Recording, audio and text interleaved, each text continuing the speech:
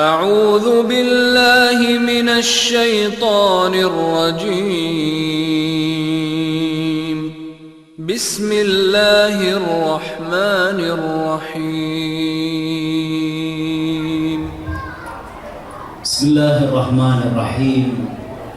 السلام عليكم ورحمة الله وبركاته. إن الحمد لله نحمده ونستعينه ونستغفره ونستهديه ونتوب إليه ونعوذ بالله من شرور أنفسنا وسيئات أعمالنا. من يهده الله فلا مضل له ومن يضلل فلن تجد له وليا مرشدا. نشهد أن لا إله إلا الله شهادة صدق شهادة تنجينا من عذاب الله.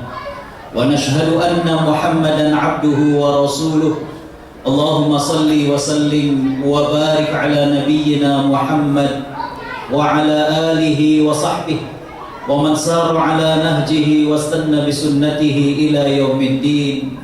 قال الله عز وجل في كتابه الكريم: أعوذ بالله من الشيطان الرجيم. والذين آمنوا واتبعتهم ذريتهم بإيمان ألحقنا بهم ذريتهم. سبحانك لا علم لنا إلا ما علمتنا إنك أنت العليم الحكيم.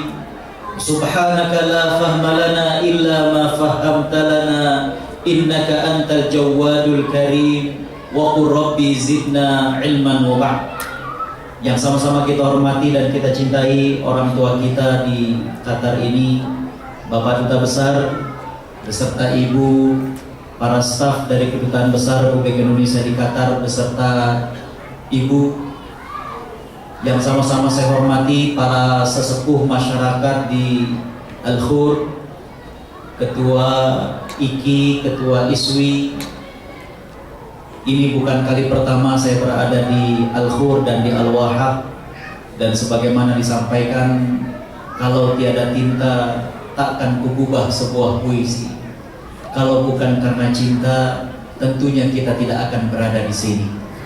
Bapak Ibu, shaimin shaimat rahimakumullah, tiada kata yang pantas kita lantunkan di sore hari ini melainkan ucapan syukur alhamdulillah. Betapa sayangnya Allah kepada kita, betapa banyaknya nikmat dan karunia yang Allah limpahkan kepada kita. Sungguh, kalau kita bermaksud menghitung nikmat yang Allah beri kepada kita, maka kita tidak akan sanggup untuk menghitungnya. Tapi memang Allah tidak meminta kepada kita untuk menghitung nikmatnya. Yang Allah minta kepada kita adalah mensyukuri nikmatnya. Hanya terkadang saking begitu derasnya Allah mengucurkan nikmat kepada kita, sampai-sampai kita tidak sadar bahwa apa yang sudah kita miliki merupakan karunia besar dari Allah yang belum tentu orang lain diberikan karunia yang sama. Di antara begitu banyaknya nikmat yang Allah beri kepada kita, maka yang paling terbesar adalah Allah menitipkan iman di hati kita. Saya sering menyampaikan dan sering saya ulang, iman memang tidak menjamin kita untuk selalu tertawa dan melimpah harta. Tapi yang pasti, iman menjamin kita untuk selalu merasakan sayangnya Allah kepada diri kita. Kadang dalam hidup tidak seluruhnya warna-warna indah yang kita lalui. Kadang dalam hidup tidak seluruhnya rasa manis yang kita kecapi.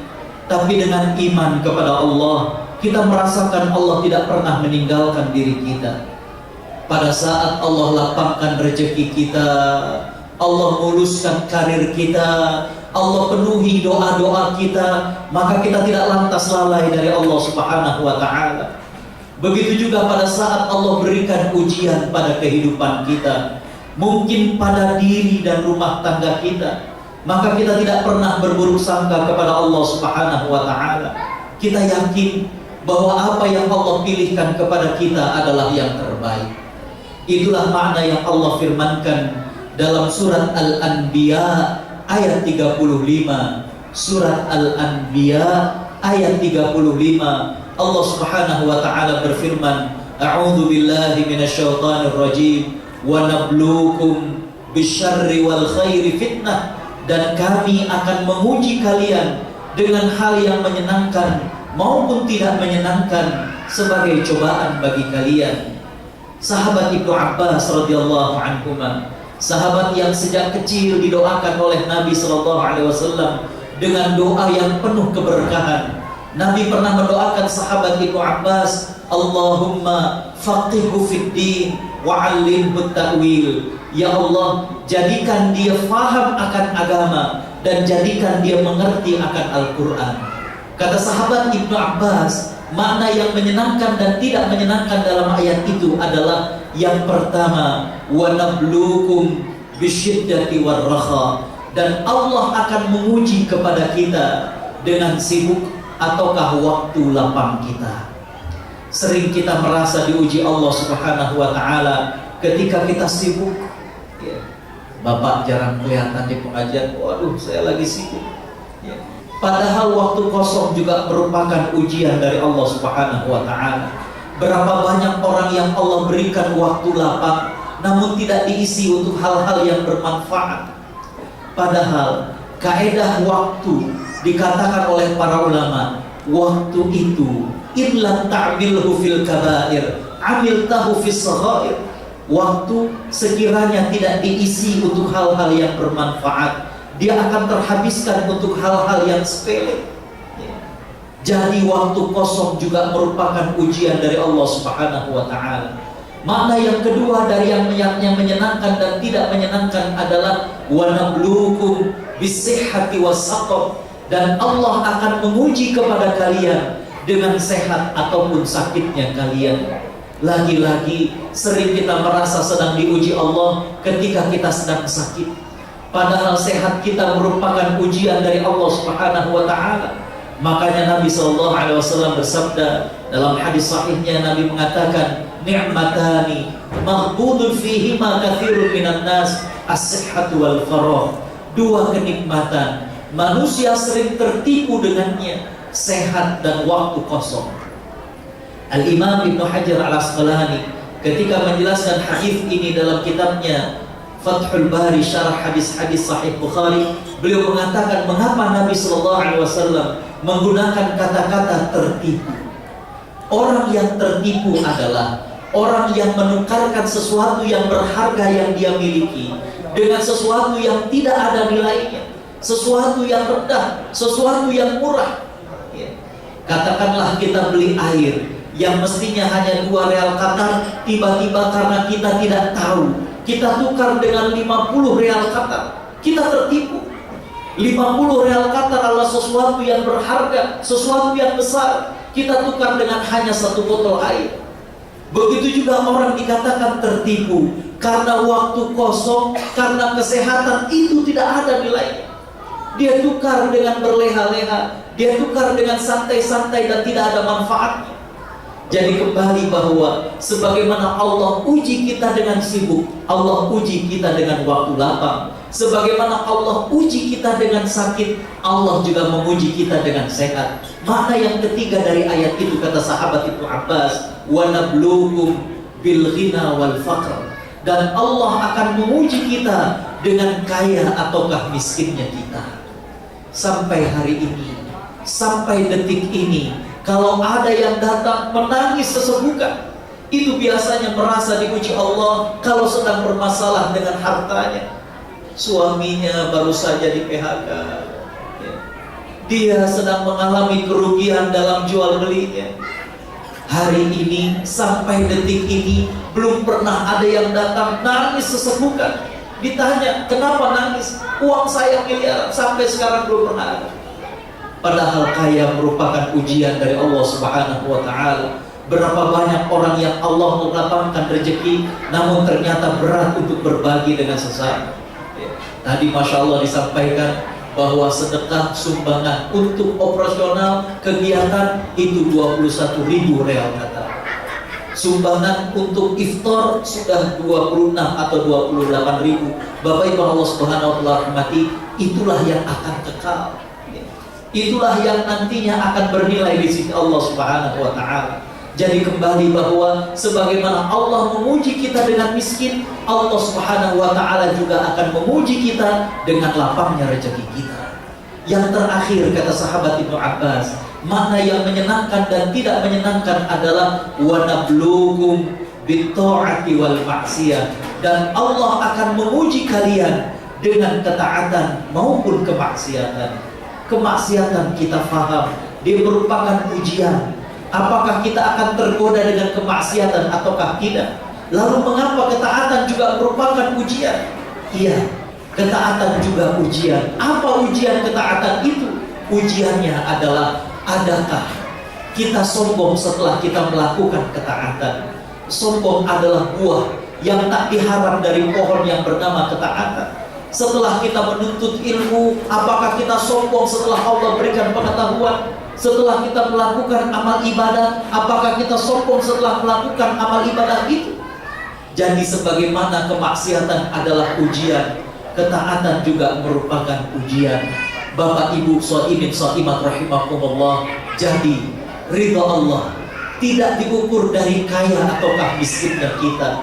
Ridha Allah tidak diukur dari susah ataukah senangnya kita. Tapi ridha Allah akan diukur dengan sejauh mana jarak antara kita dengan Allah dalam apapun warna dan rasa kehidupan kita. Salawat teriring salam tidak lupa kita haturkan kepada panutan kita Nabi Muhammad SAW, yang sungguh kita rindu kepada beliau. Kita berharap mudah-mudahan dengan cinta kita kepada beliau, Allah Subhanahu wa ta'ala berkenan untuk menghimpun kita bersama baginda sallallahu alaihi wasallam di surganya. Amin ya rabbal alamin.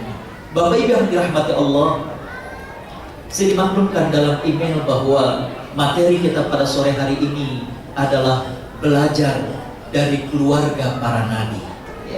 Dikarenakan waktu kita akan melihat dari 2 keluarga para nabi saja. Bapak Ibu Allah Subhanahu wa ta'ala rahmati, Idul Adha yang lalu saya berkesempatan untuk Idul Adha di tanah air. Setelah beberapa tahun selalu keluar negeri, maka Bapak Ibu Allah Subhanahu wa ta'ala rahmati, Idul Adha yang lalu saya berkesempatan di tanah air. Saya mencoba mencari tema apa yang belum pernah disampaikan kepada masyarakat. Saya cari di internet, rata-rata tema para ustadz dalam topik khutbah Idul Adha satu daripada 3 tema. Kalau tidak bicara tentang kurban atau korban, atau bicara tentang Nabi Ibrahim yang begitu taat kepada Allah Subhanahu wa ta'ala, atau tema yang ketiga biasanya tentang Nabi Ismail yang begitu soleh sebagai seorang anak. Saya merenung apa yang belum disampaikan kepada masyarakat. Saya kemudian terfikir, kita sering terpesona dengan jawaban Nabi Ismail ketika sang ayahanda bertanya kepadanya bahwa dirinya bermimpi, dirinya menyembelih kepada sang anak. Allah Subhanahu wa ta'ala berfirman dalam surat As-Saffat ayat 102. Surat As-Saffat ayat 102. Allah Subhanahu wa ta'ala berfirman, A'udzu billahi minasyaitonir rajim. Falamma balagha ma'ahu sa'ya qala ya bunayya inni ara fil manam anni azbahuka fanzur madza tara.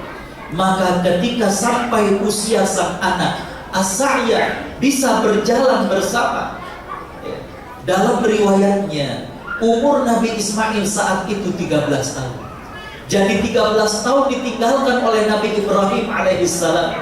Sejak Nabi Ibrahim meninggalkan Hajar dengan anaknya di suatu lembah yang tidak ada kehidupan, dan itulah Mekah. Hadirin khotal iman rahimakumullah, 13 tahun kemudian Nabi Ibrahim datang mengunjungi, dan kemudian di malam hari Nabi Ibrahim bermimpi, dan mimpi seorang nabi adalah wahyu bahwa dirinya diperintahkan menyembelih sang anak. Pagi hari disampaikan kepada anaknya, wahai Ananda, semalam aku bermimpi bahwa aku menyembelihmu. Bagaimana pandanganmu?